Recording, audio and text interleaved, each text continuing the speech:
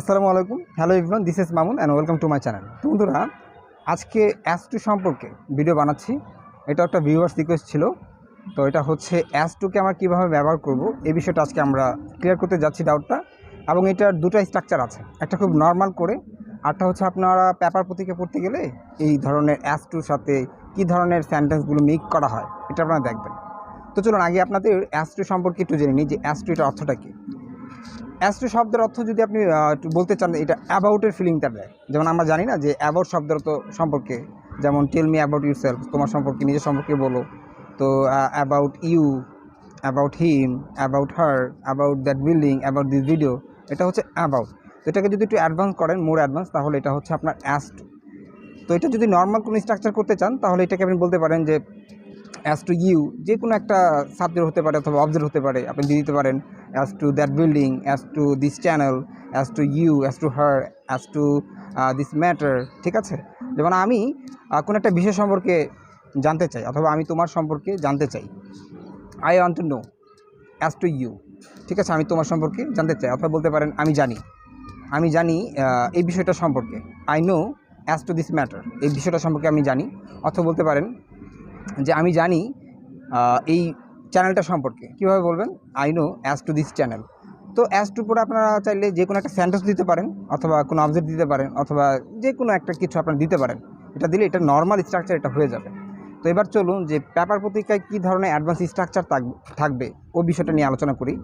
যেমন পেপার পত্রিকায় আপনার যে কোনো একটা সেন্টেন্স থাকবে, সেন্টেন্স দেওয়ার পরে আপনি তখন এখানে অ্যাজ টু দেওয়ার পরে এটা আপনার ডাব্লিউএস কোয়েশ্চেন দিয়ে শুরু হবে। হয় থাকবে আপনার হোয়াই, অথবা হাউ থাকতে পারে, হুইচ থাকতে পারে, হোয়েন থাকতে পারে, হোয়াট থাকতে পারে, অথবা ওয়েদারও থাকতে পারে। কীভাবে আমি আপনাদের কয়েকটা মিক্স সেন্টেন্স করে বুঝাই তাহলে বুঝতে পারবেন। যেমন আপনি বলতে পারেন যে আই এম ইন ডাউট, হ্যাঁ আমি সন্দেহের মধ্যে আছি। অ্যাজ টু মানে আমি যে একটা সন্দেহের মধ্যে আছি, কোনো একটা কারণ তো আছে যে আমি যে ডাউটের মধ্যে আছি, যে ওয়ারিড, আমি যে আপনার কনসার্নড, কোনো কিছুর একটা কারণ তো আছে যে আমি এটার জন্য কী আছি, মানে সন্দেহের মধ্যে আছি। তা দেখুন কীভাবে করবেন। আই এম ইন ডাউট, আমি সন্দেহের মধ্যে আছি। অ্যাজ টু ওয়েদার, এখানে ওয়েদার ব্যবহার করতে পারবেন যে as two weather I will start this work, মানে আমি এই কাজটা শুরু করব কি ওটার সম্পর্কে আমি খুব ডাউট, সন্দেহের মধ্যে আছি। এখানে ওয়েদারের আমার ভিডিও আছে, সেখান থেকে দেখে নেবেন। ওয়েদারের অনেকগুলি স্ট্রাকচার আছে, আর এখানে ওয়েদার আপনার ইফ ওয়ালা যে ফিলিংটা আছে ওটা দেয়। ঠিক আছে, যেমন ইফ ইউ ক্যান গো, তুমি যেতে পারো কি, এখানে আপনার ওয়েদার ব্যবহার করতে পারবেন যে weather I will start this work, মানে আমি এই কাজটা করব কি ওটার সম্পর্কে আমি সন্দেহের মধ্যে আছি। কীভাবে? I am in doubt as to weather I will start this work, এরকম করে বলতে পারেন।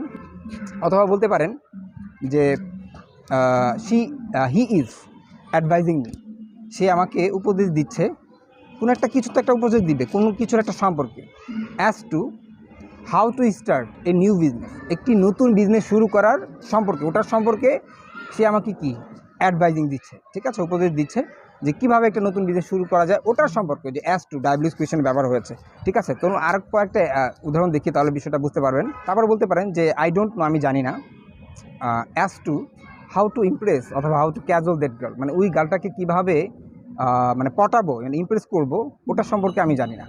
তো এখানে যে ডাব্লিউএস কোয়েশ্চেন আপনি ব্যবহার করতে পারবেন। আর এই যে how to, when to, where to, এটার স্ট্রাকচার আমার দেওয়া আছে প্লে লিস্টে, সেখান থেকে দেখে নেবেন। তারপর বলতে পারেন যে হি ওয়াজ আনসার্টেইন, সার্টেন শব্দের তো নিশ্চিত, আর আনসার্টেইন শব্দের অর্থ হচ্ছে আপনার অনিশ্চিত। হি ওয়াজ আনসার্টেইন, সে অনিশ্চিত ছিল, কোনো একটা কিছু কারণেই তো সে অনিশ্চিত ছিল। যে as to which food to take, as to which food to take, মানে কোন খাবারটা সে নেয়, মানে নিবে, ওটার সম্পর্কে সে ছিল অনিশ্চিত। He was uncertain as to which food to take, মানে কোন খাবারটা সে নেয় ওটার সম্পর্কে সে অনিশ্চিত ছিল। অথবা বলতে পারেন যে আই অ্যাম ওয়ারিড অথবা আই এম কনসার্ন, আমি আপনার চিন্তিত ছিলাম, কনসার্ন ছিলাম। As to which road to take, মানে কোন রোডটায় নিব, মানে এই রোডটায় যাবো না ওই রোডটায় যাবো, ওটা নিয়ে আমি কি খুব চিন্তিত আছি, এরকম করে বলতে পারেন যে ওটার সম্পর্কে। চলুন আর একটা উদাহরণ দেখা যাক। তো চলুন বন্ধুরা, সর্বশেষ আরেকটা উদাহরণ দিয়ে দিই। যেমন আপনি বলতে পারেন I did not any decide, মানে আমি এখনও কোনো সিদ্ধান্ত নেইনি। যে as to when to take অথবা হ্যাভ মাই ফুড, মানে আমি আমার খাবারটা কখন যে খাবো ওটার সম্পর্কে আমি এখনও কোনো সিদ্ধান্ত নিইনি। তো এরকম করে কিন্তু আপনার বলতে পারেন। একটা হচ্ছে অ্যাডভান্স করে পেপার পত্রিকা ভাষা, এটা দেখবেনই। আরটা হচ্ছে নর্মাল করলে বলতে পারেন যে অ্যাস টু দেওয়ার পরে যে কোনো কিছু একটা দিয়ে দেবেন, তাহলে হয়ে যাবে। তো আশা করছি বুঝতে পেরেছেন। তো আজকের জন্য এই পর্যন্তই। Till then take care, keep practising, have fun, আসসালামু আলাইকুম।